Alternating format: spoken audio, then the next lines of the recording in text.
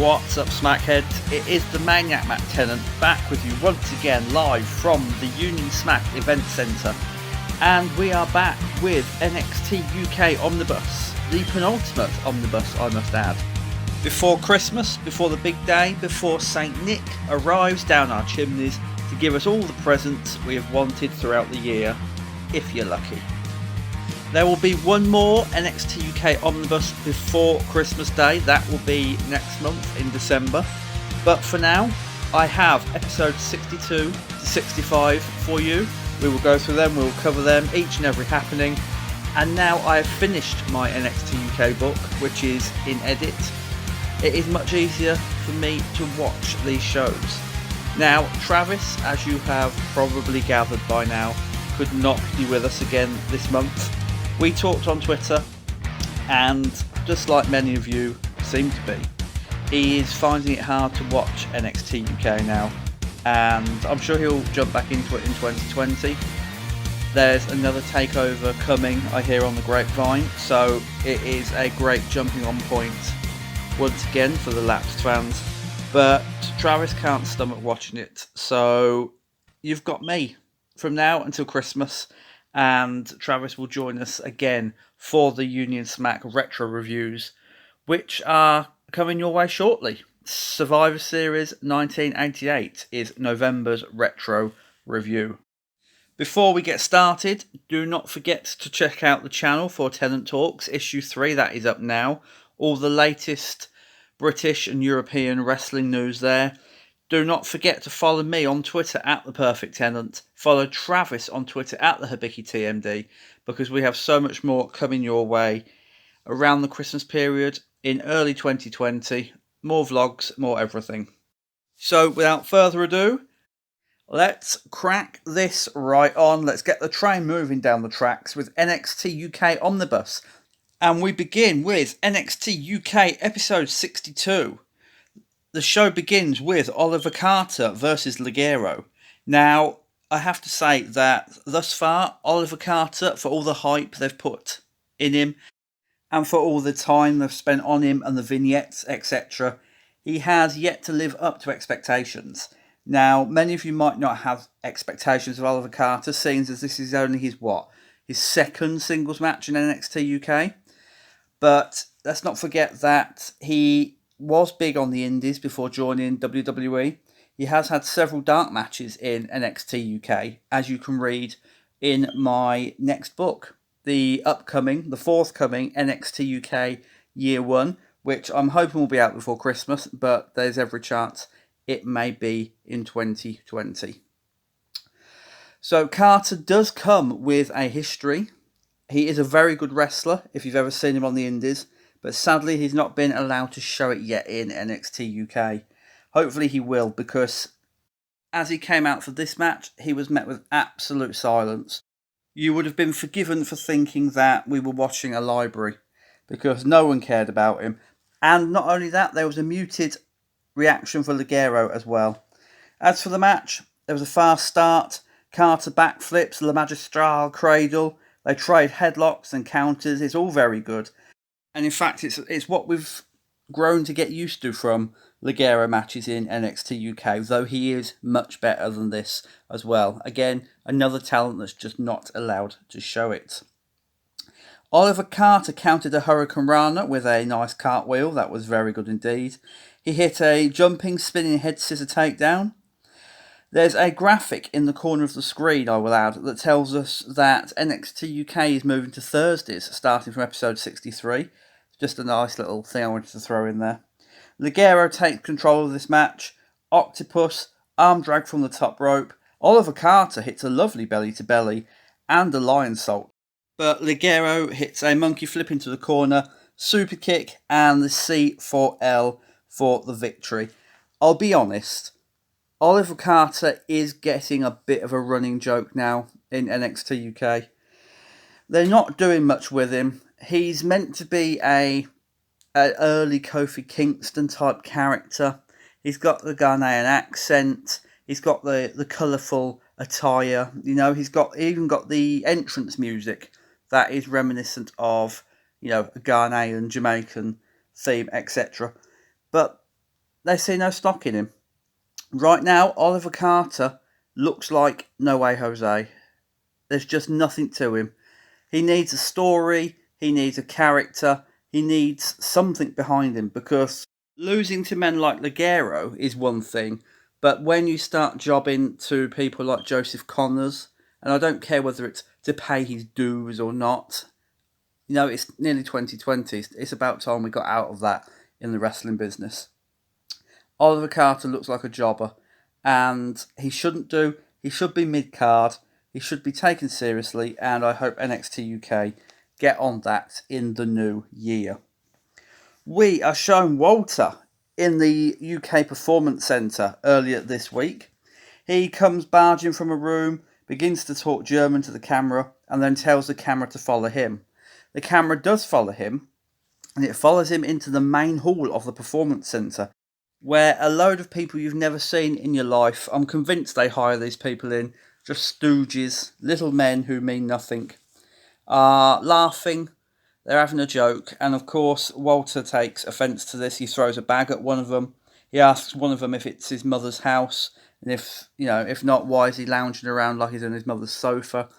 He kicks a water bottle off the steps, and then Walter gets in the ring and watches two men, who I can't identify because I have no idea who they are, lock up. They lock up, they do a few moves. Walter applauds them, and then he proceeds to wail away on them. He chops one to the floor, he throws one out the ring, and then he pins the other one in the corner and says the reason that he's going to be champion forever is because no one is taking it seriously anymore. And then he tells them all to go home or go to the playground because none of them belong in the ring. Again, this gets Walter over as a monster. I'm enjoying the Walter character right now. I know if he was back a few months before April, before he beat Pete Dunne, I was down on Walter.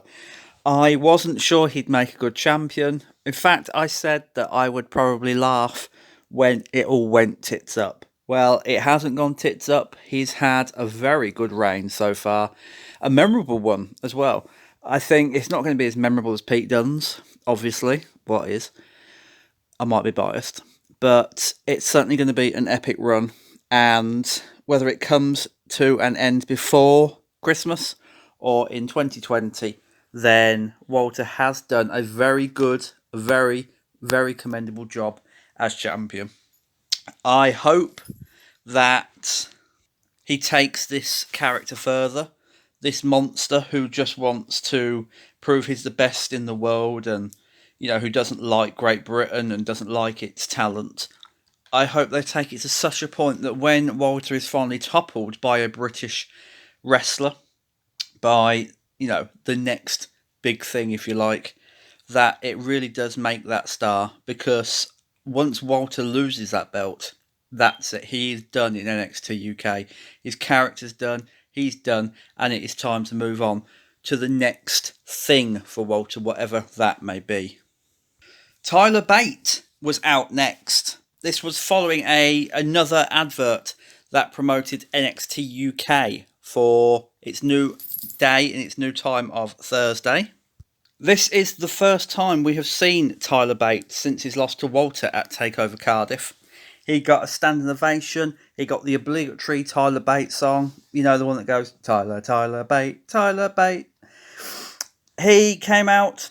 He said that TakeOver Cardiff proved to be one of the longest, toughest, hardest nights in his entire career. And that he wasn't disappointed because of the beating he took from Walter, or the fact that he didn't walk away with the championship. He felt that he had let down the fans, which is a wonderful little babyface thing to use there. He got the obligatory no chance, and then says that as far as NXT UK goes, he's far from finished. He has just recently appeared on NXT television, where he lost to Cameron Grimes, of all fucking people. Then Jordan Devlin comes out, sarcastic applause, and says that despite Tyler Bate impressing a lot of people at TakeOver, he didn't impress Jordan Devlin. Devlin then goes on to call Tyler Bate a boy And Tyler Bates says, imagine how funny it's going to be when this boy comes down there and puts you on your ass. Bates gets out of the ring. He walks up the aisle towards Devlin and Jordan backs away. Now, I have to say, without giving too many spoilers away, that though Tyler Bate didn't want to compete on the tapings after Cardiff because he was so exhausted and so knackered after that match with Walter, this was never picked up again and hasn't been as of recording in November. And let's bear in mind that it was recorded August the 31st. It was shown throughout September and October. This was the beginning of October. End of September, beginning of October, sorry. And still, at the beginning of November, and we've had the Brentwood tapings on top of this, there has been no follow-up to this in a major way whatsoever. I'm hoping there will be as we head into the next takeover, because as I stated on Tenant Talks, and I didn't really have time to elaborate on it as I do now, Tyler Bate versus Jordan Devlin is not only a takeover-worthy match, but it is also the match, in fact the only match you could possibly book right now to decide the next challenger to Walter's championship, and even the man who will dethrone Walter, because it either has to be Jordan Devlin or it has to be Zach Gibson. Tyler Bate has had his chance. That's gone now. Trent Seven is arguably the only man left in British Strong Style who could challenge Walter at the next takeover in order to bide some time. I would like to see that match, a rematch from both Progress and the Download Festival, but for the WWE United Kingdom Championship. But Bate versus Devlin could be a 25-minute thriller. It could be a classic. It could be the match that Jordan Devlin needs to boost him up to the main event level, because right now he's had some clangers in NXT UK that just have demeaned his character and have just brought him down to a level far, far below where he needs to be.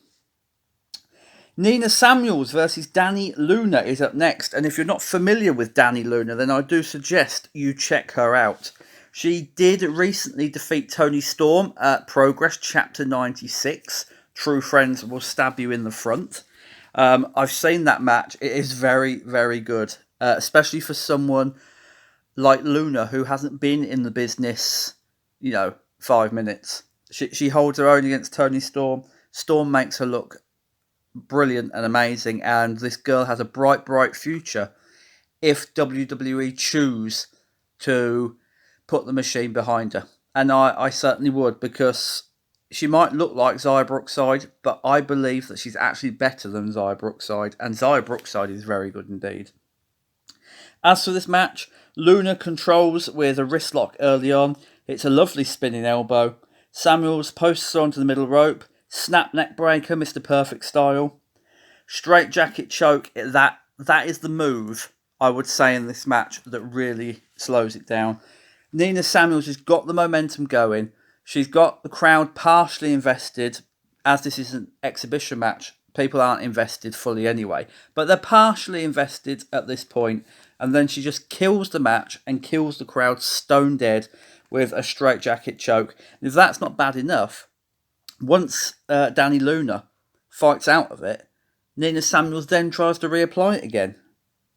And I know people are going to, bring out the old cliche of, there has to be rest moves in a match and there has to be rest holds in a match, etc., etc., and submit. Yeah, there does. There has to be submission moves in a match, and there has to be all that. But when the match is no longer than 3.5, 4 minutes, then those moves tend to slow it down to a point where you can't look on the match favourably.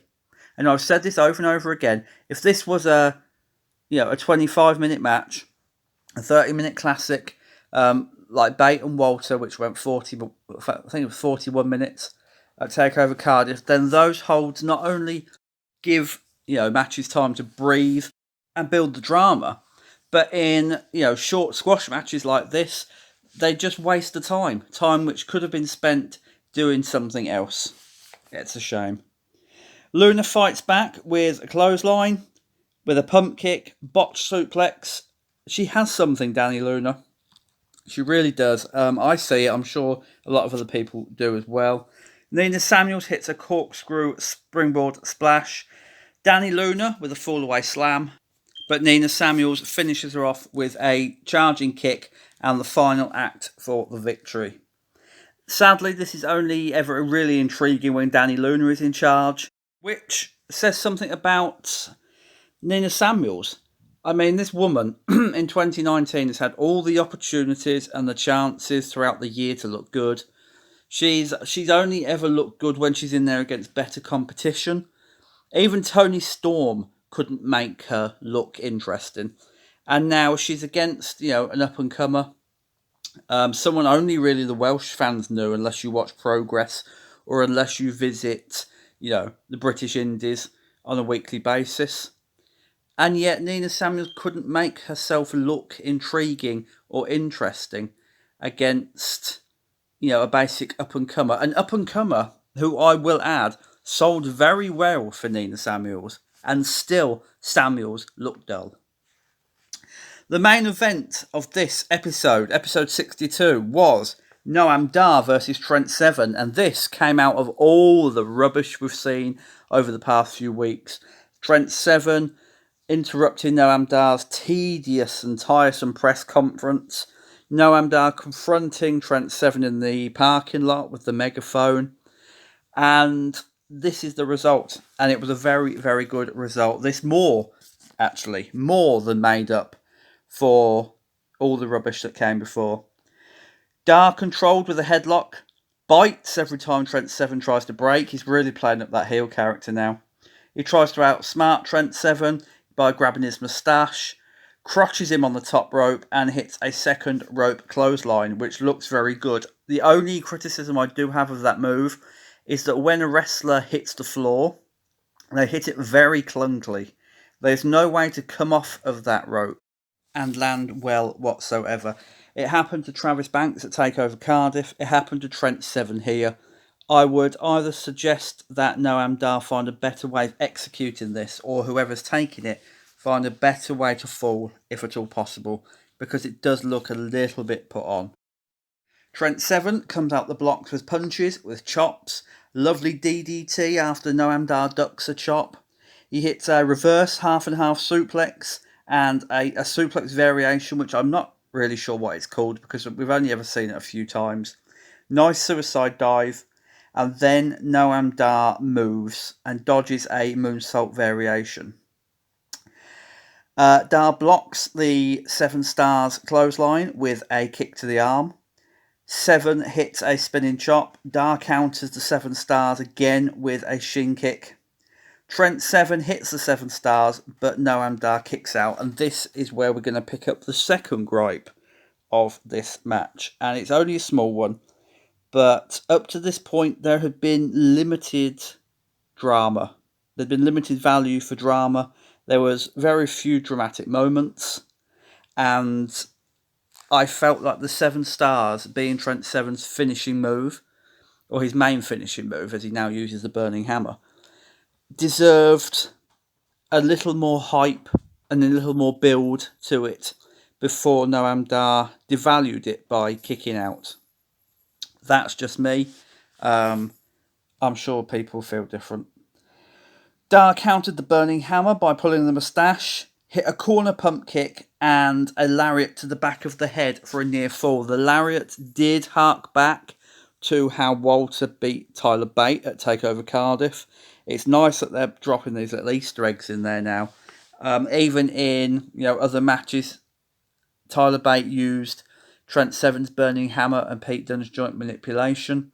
I know there's a match coming where Trent Seven uses Tyler Bates and Pete Dunne's moves. So it's nice how they're dropping all this in to show that even though British Strong Style is supposedly dead in the water and Imperium are now the dominant faction in NXT UK, that British Strong Style hasn't completely been forgotten about.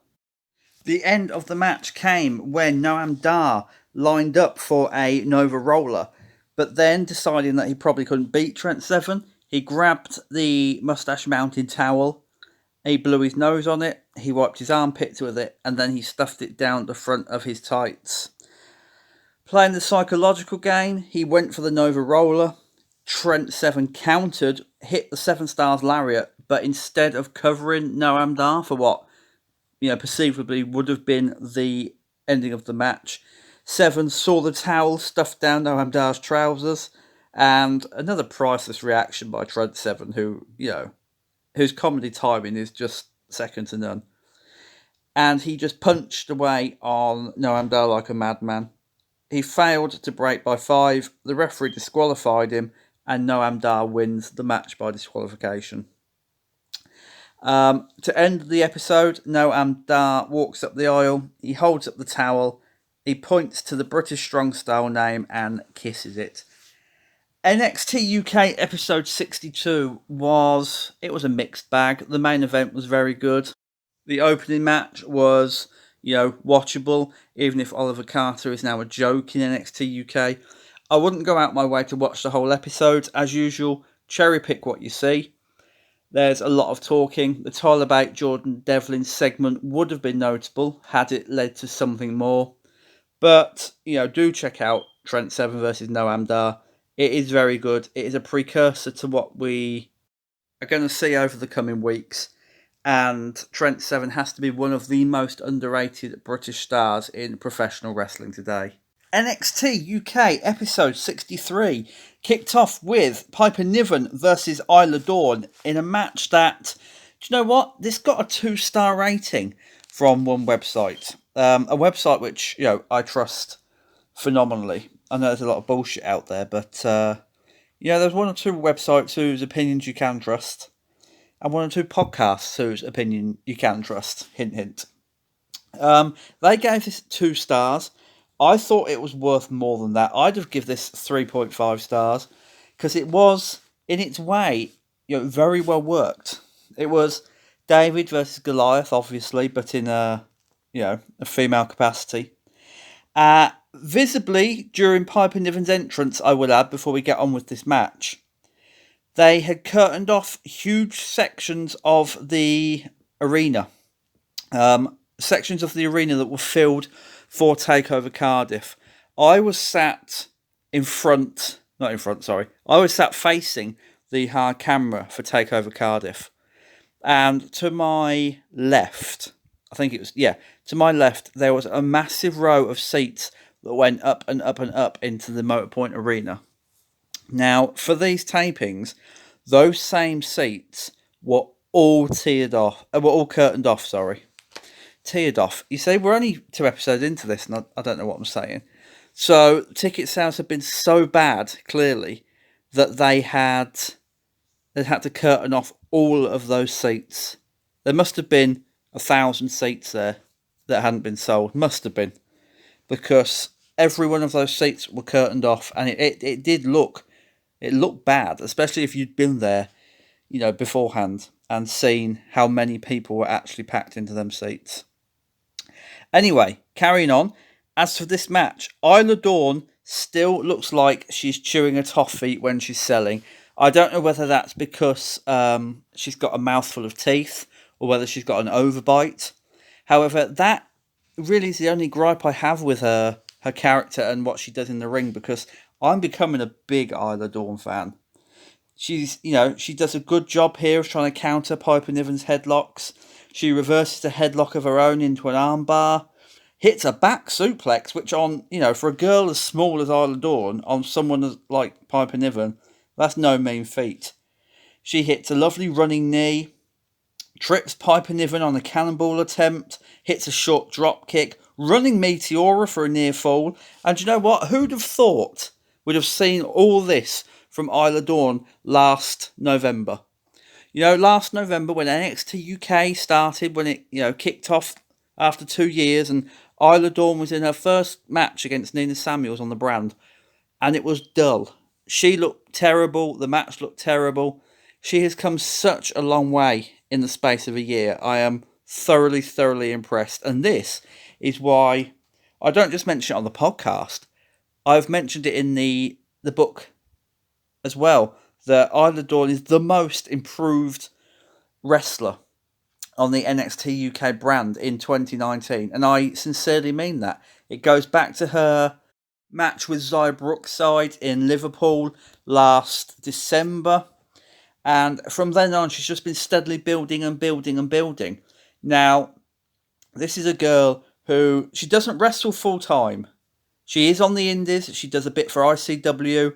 She's been in Progress. She's been here and there. But she's actually, I believe, still at university, studying for a career or a qualification in television somewhere. I can't remember off the top of my head what it is. But for somebody who is eyeing a career in television, she's really stepped up her wrestling game to the point where, give it another 6 months and more investment from Isla Dawn in her character and in her in-ring product, she could be a believable NXT UK Women's Champion, or at least a believable opponent for Kaylee Ray. So keep your eye on Isla Dawn in the future. I went off a bit there, didn't I? Back to the match. And though there's not much of it left, Dawn did put a front face lock onto Piper Niven when she should have carried on with the momentum. That's a smaller gripe than her selling. But Piper Niven, of course, is the monster that she is. Hits a headbutt, hits a Piper driver for the victory. I will say Isla Dawn looked so much better than Piper Niven in this match. And I cannot wait to see where she goes from here. We see Ilya Dragunov coming from the trainer's office. He has a bag of ice on his shoulder. He tells Radzi, fucking Radzi, that he's not clear to compete tonight. And then they are interrupted by Alexander Wolf, who stares at Ilya Dragunov, asks him if he's not cleared, and then says he will take his spot in his match tonight, and that Dragunov should think about his future. This is the beginning of a storyline where Imperium tried to recruit Ilya Dragunov, and it's nice to see they're finally doing something with him rather than just putting him in crap squash matches. Piper Niven is backstage with Radzi. Yes, again. He asks her where her head's at right now. She says she's on the up, she's got another win under her belt, and all she's thinking about is what all the other women in the locker room are thinking about, and that is the NXT UK Women's Championship. She does call it the NXT Women's Championship here, so I think a little lesson in what brand they're actually fighting on is due for some of these wrestlers, because she's not the first. They're interrupted by Ginny, and at this point, Piper Niven turns into Velma from Scooby-Doo, because she looks at Ginny and goes, "Oh, jinx, here she comes." I mean, I know she looks like a hot little cartoon character, but please, give her better lines than this. It's fucking horrible. Ginny says that she is the rightful and the next NXT UK Women's Champion, and then Jazzy Gabbert attacks Piper Niven from behind, and both Gabbert and Ginny lay into the Scot until they're broken up by referees. Alexander Wolf versus Saxon Huxley is on the cards next.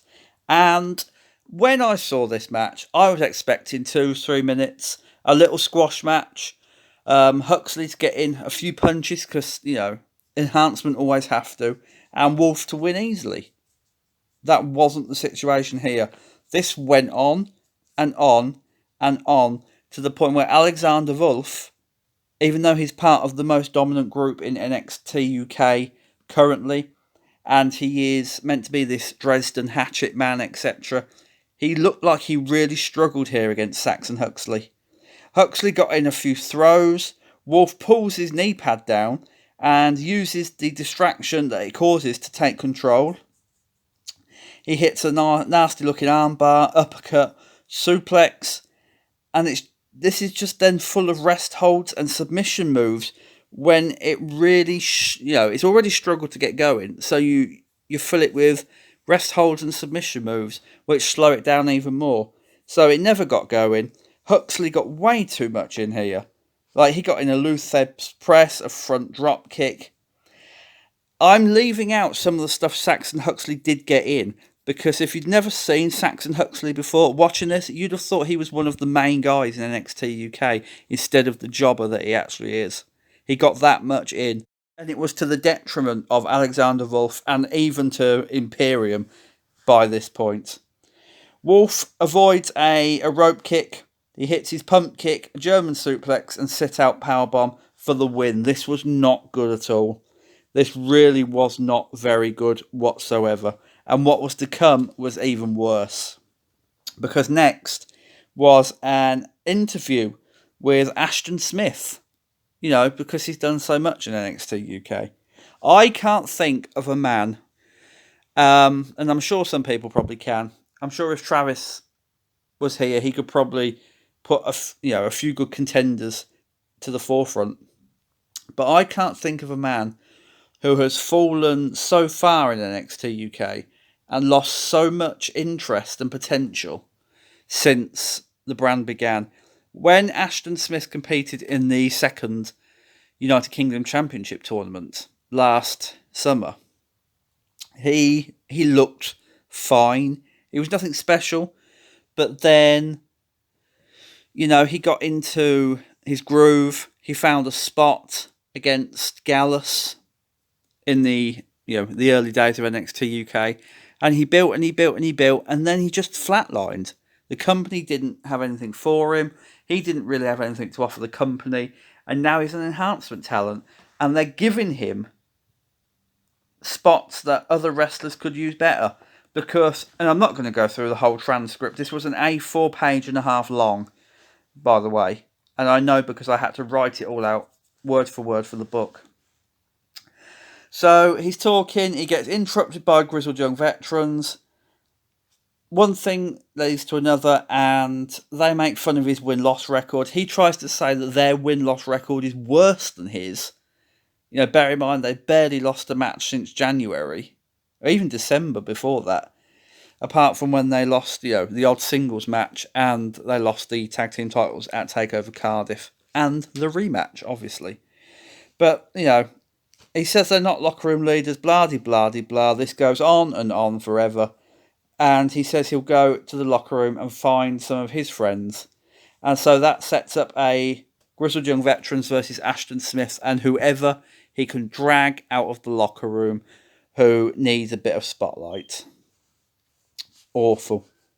We're meant to get Mike Bird versus Jack Stars next, but instead Gallus attacked Jack Stars during his entrance and then proceeds to intimidate Mike Bird. Now, if you don't know Mike Bird, he is everything that Gallus said in this promo. He is a Welsh wrestling legend. He is the trainer of Mark Andrews and Flash Morgan Webster, and it was wise to use him in this segment because obviously this was in Cardiff. People in Cardiff know him. He's loved in Cardiff, and Gallus are chasing the NXT UK Tag Team Championships from Andrews and Webster, who of course are Welsh, though we won't hold that against them. Andrews and Webster come out to save Mike Bird. Joe Coffey follows them up behind. He stops Webster getting in the ring. Andrews is double teamed, and then Webster is triple teamed, and Gallus stand over the fallen bodies of the NXT UK Tag Team Champions. And that brings us to the main event of NXT UK episode 63. Non-title match, Tegan Nox versus Kaylee Ray, and this was every bit the match that Kaylee Ray versus Toni Storm at TakeOver Cardiff should have been. There was the story, there was the heel play, there was the big babyface comeback, and of course, because Tegan Nox is Welsh, this gave it even more impetus in front of a Cardiff audience. Nox is a ball of energy from the get-go. She grounds Kaylee Ray with punches, arm drags, chops. She looks very timid, though, however. I will say this is her first actual, proper television match back. I know it was aired after she returned to NXT, I believe, but it was recorded before. She looked like Edge did when he came back after his big Achilles tear in 2000, was it 2008 maybe? And he was meant to team with Jericho. I think it was 2008 maybe before that. But yeah, she looked scared to do stuff at times. She would warm up during the match. She attacks Kaylee Ray in the aisle when Ray tries to bail, brings her back to the ring, and then Kaylee Ray reverses a DVD attempt, chop blocks the leg, And that is the story of the match. The injured leg of Tegan Nox, re-injured, but she won't stop fighting back. Ray concentrates on the leg. A roll through snapmare, kick. She works over the knee nicely by bending it over the top and bottom ropes. Kicks it, stomps it, and then she misses the senton from the top. And a charge into the corner, which injures her shoulder on the post. Now both women have got injured limbs. The match carries on and Nox rallies and still sells the leg on every run and every climb. It's very, very commendable. You can tell a lot of thought has gone into this match, as well as effort and heart. Nox hits the Molly go round, which I haven't seen since Molly Holly left the ring.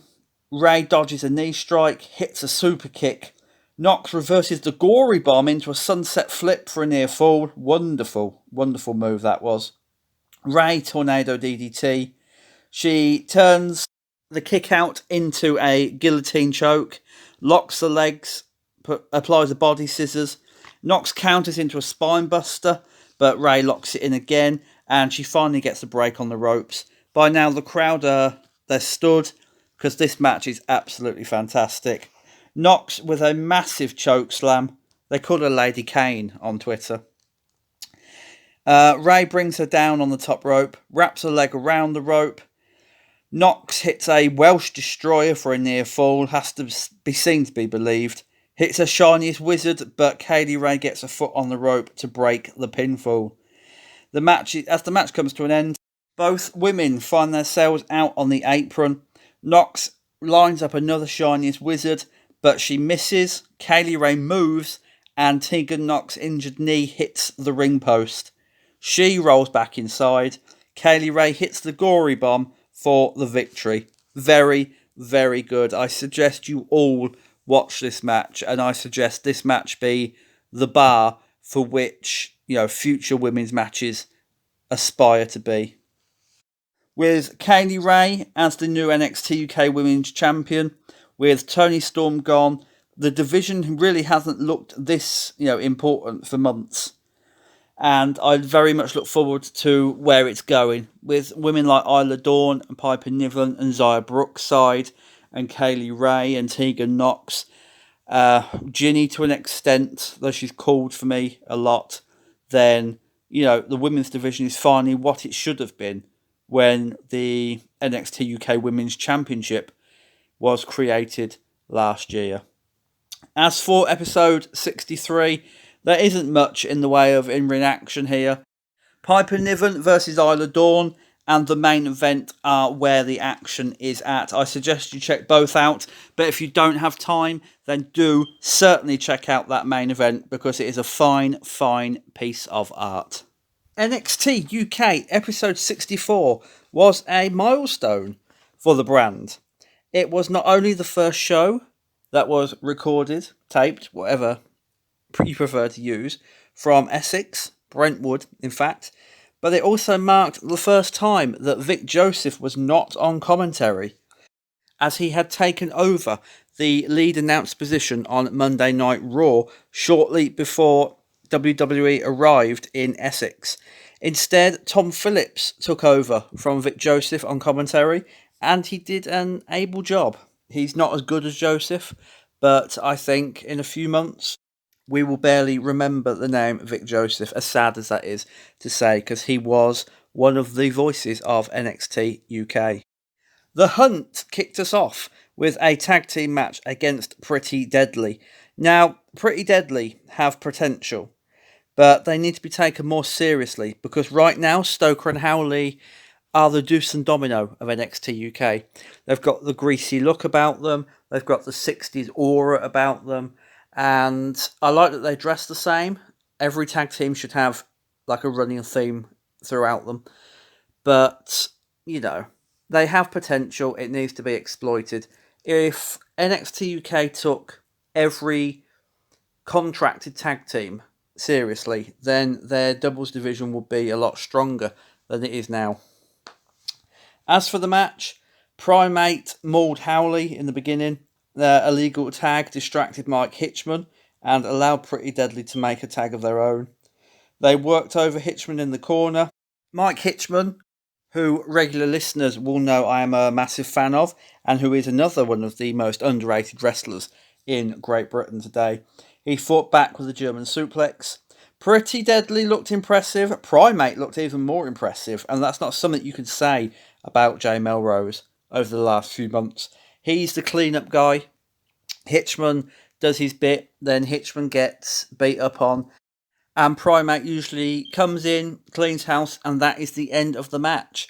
It's very much, as I said a few episodes ago, the Mustache Mountain formula, where Trent Seven would get beaten up and then make the hot tag to Tyler Bate, and then Bate would come in and do his bit, and the match would end. That's what the Hunt have going for them. They need to change it up slightly because it's getting a bit predictable. You know when it's coming. You know basically what's going to happen. Anyway, yeah, Primate did look impressive in this. Hunt win with the double flying headbutt, which needs a double team name.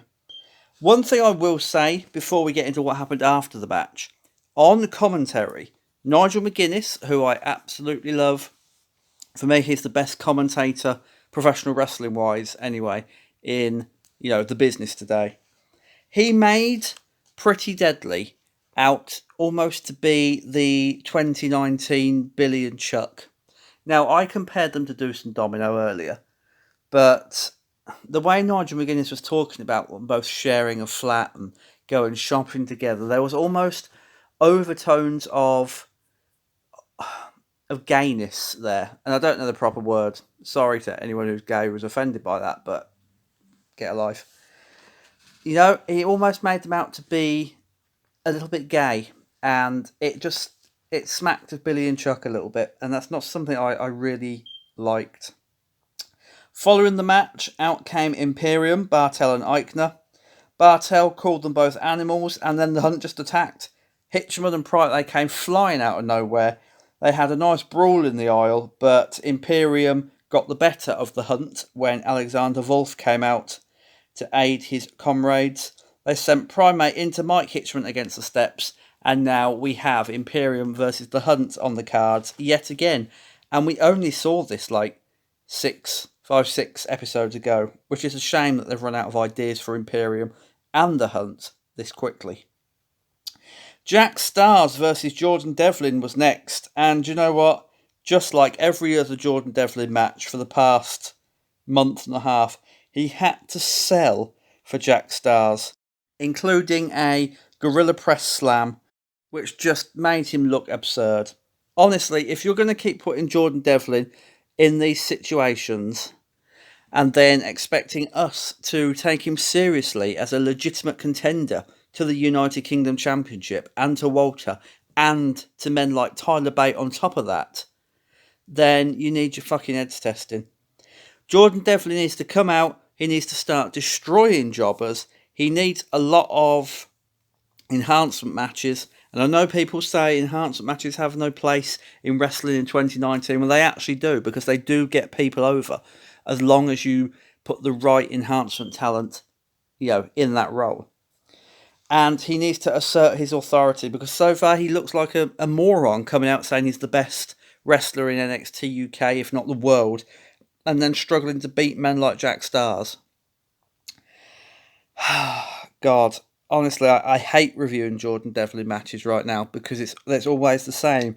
He has to sell, and then he gets the upper hand on a jobber seemingly by chance. It shouldn't be this way. It's just wrong. When he did get back into it, Devlin hit a shoulder breaker and worked on the injured arm of Jack Stars. Uranagi, standing moonsault, armbar, which wasn't needed, just slowed down the match when Devlin needed to look strong and build momentum. Hit a springboard cutter and the Devlin side for the victory. This just felt like a pointless little filler. It really was nothing. It made Jack Stars look better than Jordan Devlin.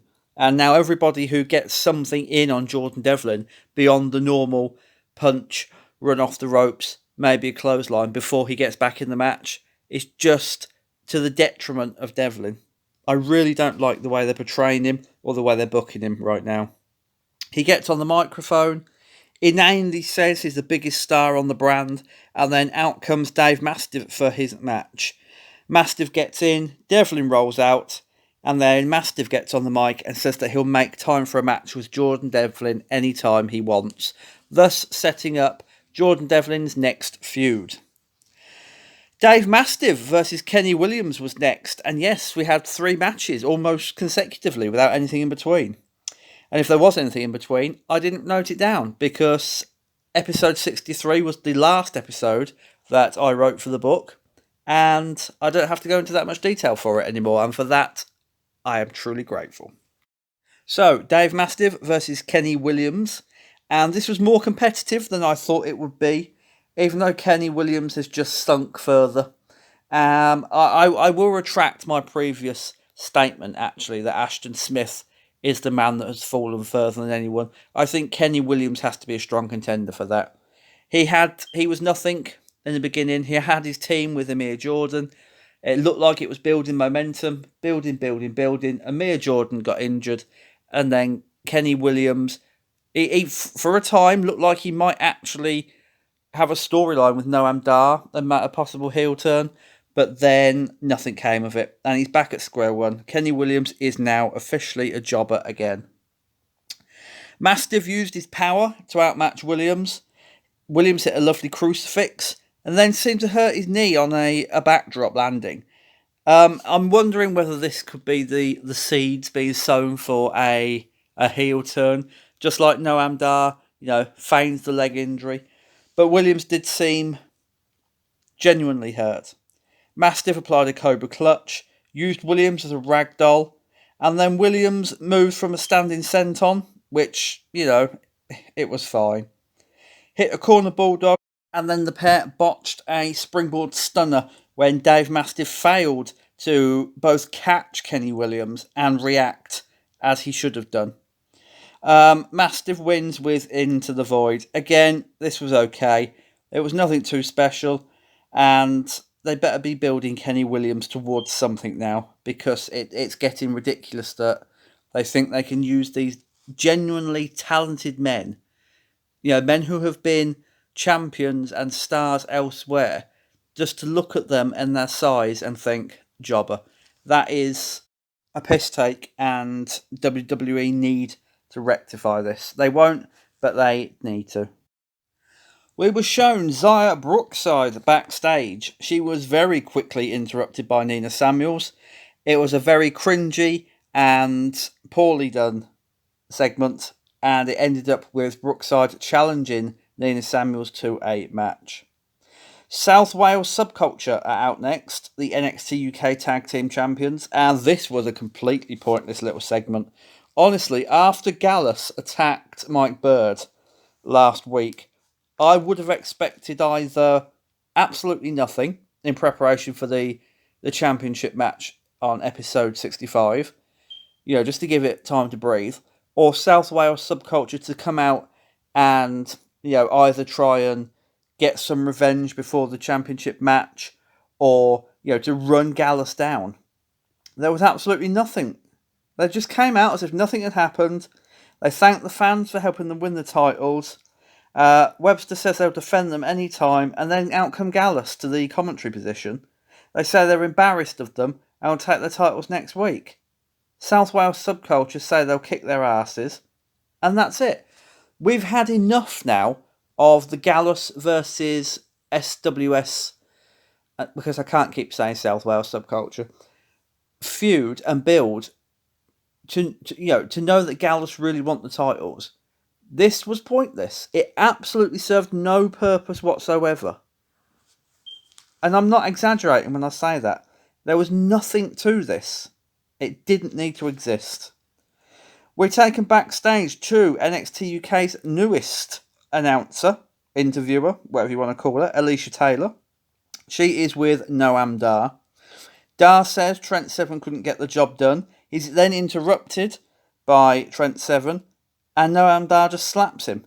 And then Sid Scala comes along, breaks up the ruckus, and announces a rematch between the pair in 2 weeks' time.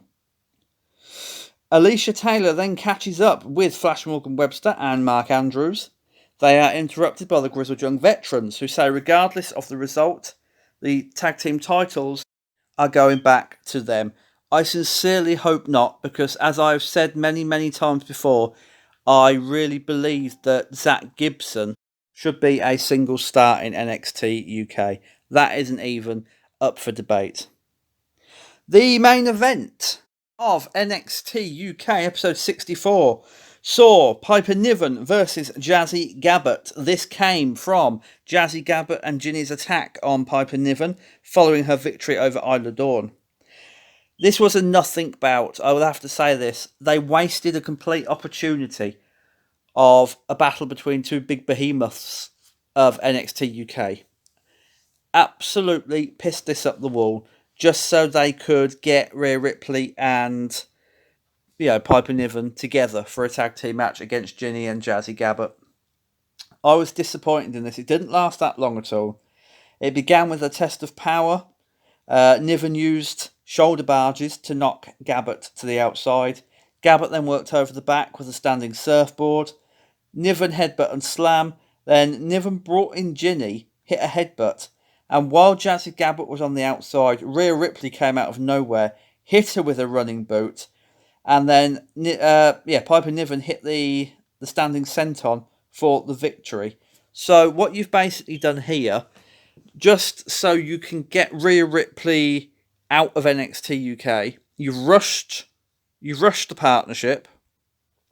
You've killed the Jazzy Gabert character dead because she's just lost flat out to Piper Niven when she should have been built as the monster of NXT UK. Jazzy Gabert could have won here. Let's not forget Piper Niven's already lost to Rhea Ripley, so it's not like she's got anything else to lose. If Niven had have lost via dubious means, had Ginny distracted her and then Jazzy Gabert beaten her to keep Jazzy's image intact, that would have been much better. And then the pair beat down Niven in the end, and then Ripley come out to make the save. That would have been so much better. But for me, you killed Jazzy Gabert's character here just so you could, green light a partnership that wouldn't make it out of Essex. Because these shows were Rhea Ripley's last NXT UK appearances. That was episode 64. I can't really recommend a lot of this. Jordan Devlin's burial is just sickening. The Hunt versus Pretty Deadly wasn't, anything special. Mastiff versus Williams was just about fine. If you're going to watch this episode, it's going to be probably for that match. The main event was poor. And our last stop on this Union Smack NXT UK Omnibus episode takes us to NXT UK episode 65. This began with a recap of the Tag Team Championship match from TakeOver Cardiff between Gallus, South Wales Subculture and the Grizzled Young Veterans. It then carried on the story of Gallus trying to gain a championship shot in the last couple of weeks. This is obviously to hype the NXT UK Tag Team Championship match in the main event of episode 65. We began with Ilya Dragunov versus Saxon Huxley. This was of course meant to be the match a few weeks ago in Cardiff, but Dragunov wasn't cleared. Alexander Wolf took his place. This was basically the same match as Wolf versus Huxley, only it didn't do Dragunov any favours at all. Huxley got way too much in yet again.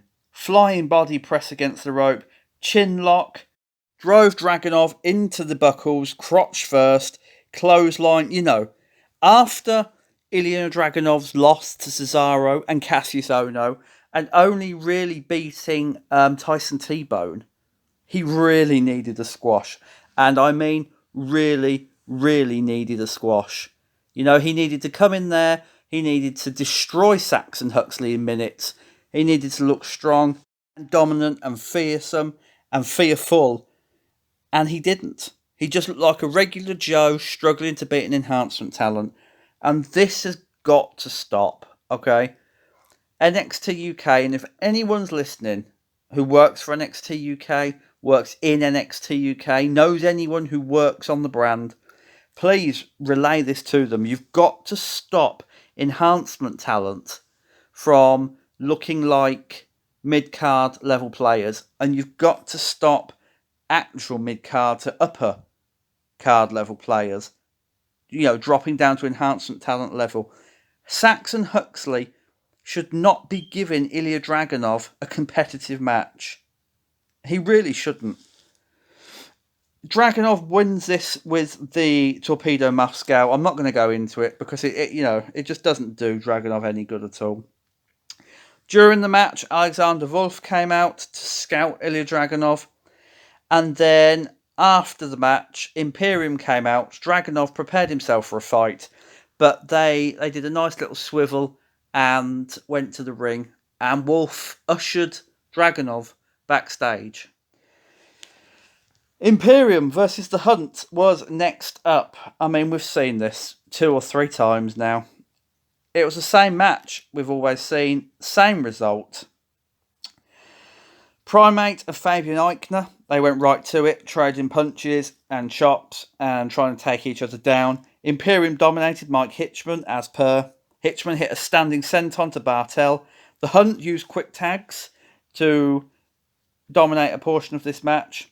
Bartel slammed Hitchman on the outside, which looked brutal.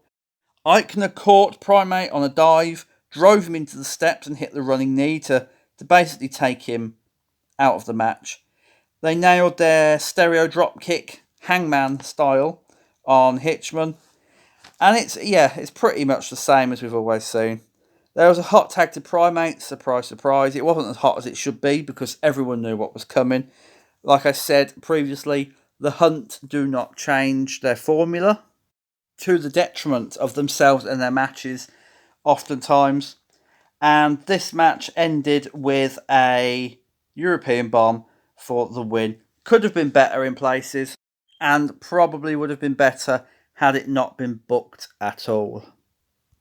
Piper Niven and Rhea Ripley are shown backstage in a short interview following last week's main event. Ripley says she hates Piper Niven a little bit less than Ginny and Rhea Ripley and will team with her to face the two in a tag team match. Nina Samuels versus Zaya Brookside was a standard affair. Brookside, started with some determined wrist locks. Samuels hit a nice tilt-a-whirl. There was a long full Nelson, and I mean another long full Nelson, which, Brookside turned it into a reverse suplex, but the damage was done by the time this was broken. Brookside reversed the full Nelson into a front cradle and then won by countering a move into a pinfall a la the British Bulldog at SummerSlam 1992. Brookside has faded again. They failed to keep her momentum going after her feud with Ginny and Jazzy Gabbert.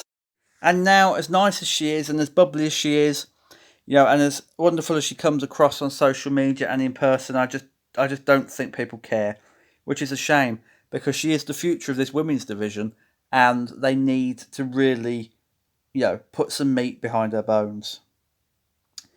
Jordan Devlin is out yet again. He says people say he's arrogant, but he knows how good he is and that he's the best on the planet. He did refer to himself during this segment as a sports entertainer, which I don't like. He's a professional wrestler. End of story.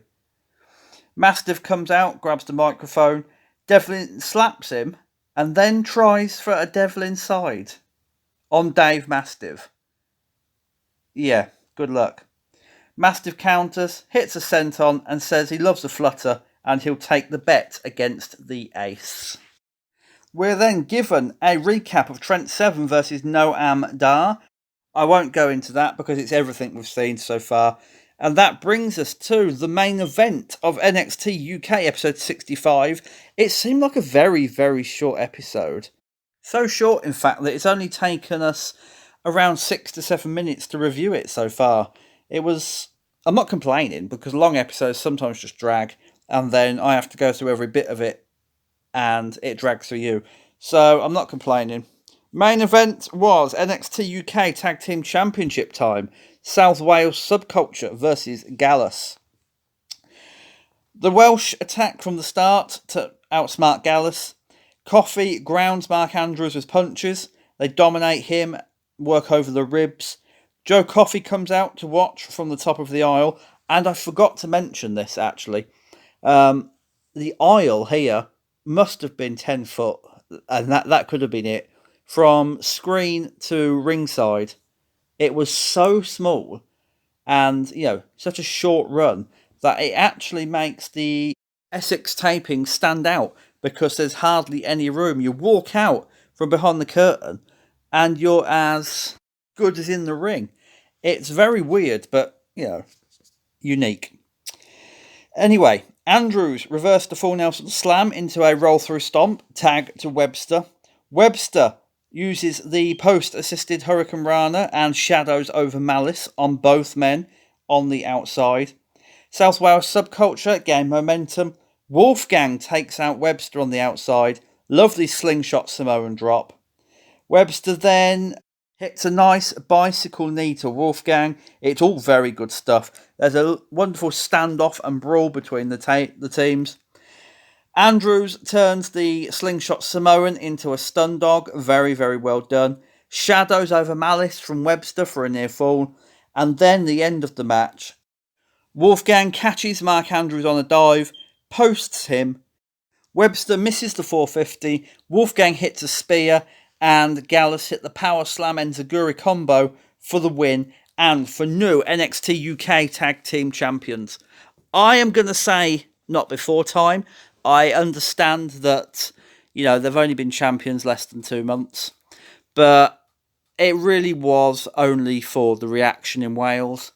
They were always going to lose it early because there's no life in them as Tag Team Champions, There's no future for the tag team division with them leading it. So this was for the best, and I'm glad Gallus won. I know there was a mixed reaction in the community, but, Gallus deserves something. I'm still not a fan of Coffey and Wolfgang as a team. I much prefer the Coffey brothers, but they are going to be setting up Joe Coffey and Walter at some point. So this makes complete sense. Apart from the main event, there's nothing really worth seeing here. So if you're going to watch episode 65, skip forward to the main event, watch the tag team match. It was very, very good indeed. And you can cut out the rest. I don't know why, but when we get to the end of these reviews, I'm always tired. I'm sure you're always knackered as well. But we have finally come to the end of November's NXT UK Omnibus. Another Union Smackdown, my friends. You have been wonderful to sit and listen to me, and we are both grateful, me and Travis, for our smackheads. So, again, from both of us, thank you so much. Do stick with the channel. We have a lot coming up. Union Smack will return in a week's time with our next retro review of Survivor Series 1988. We are going all the way back to the 80s for that one. So do tune in.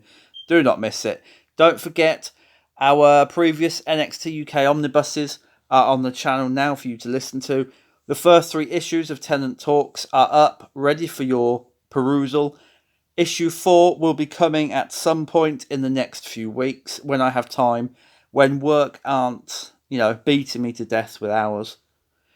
Do check out all Travis's retro gaming, retro wrestling, all his retro podcasting stuff he does. He is a wonderful, wonderful content creator. You will enjoy everything he does. Hibiki Live, Hibiki Halloween, Hibiki Pro, Terry Plays, Hibiki High Spots, everything Travis does, you will absolutely adore. You can check out everything on the channel now. Look out for more to come. Also, do not forget to tune in to The Alternative with Travis and Colin as they review AEW week by week by week. I've not seen it yet. I can't get AEW. No, that's a lie. Actually, that is a lie. I can get AEW. I'm just not willing to stay up till a stupid o'clock in the morning to watch it. But if I can catch a repeat somewhere, then I will tune in. I will be tuning into Full Gear, almost certainly. If I'm not working another shift, that is. So if you're like me and you can't access AEW readily, or it's on at a stupid hour, or you're crazy busy with work, then tune into The Alternative as our boys give you the lowdown of AEW every single week. And that is all for another edition of Union Smack. I will see you all on our retro review, Survivor Series 1988. Do not forget to keep an eye on Twitter, to keep an eye on the channel for that. I will of course be back yet again with Tenant Talks issue 4, with the Union Smack Hall of Fame. It is coming, we do promise. We've just been very, very busy. Until then, you can find me on Twitter at The Perfect Tenant. You can find Travis on Twitter at The Hibiki TMD. And until next time, my friends, as always, cheerio, mate.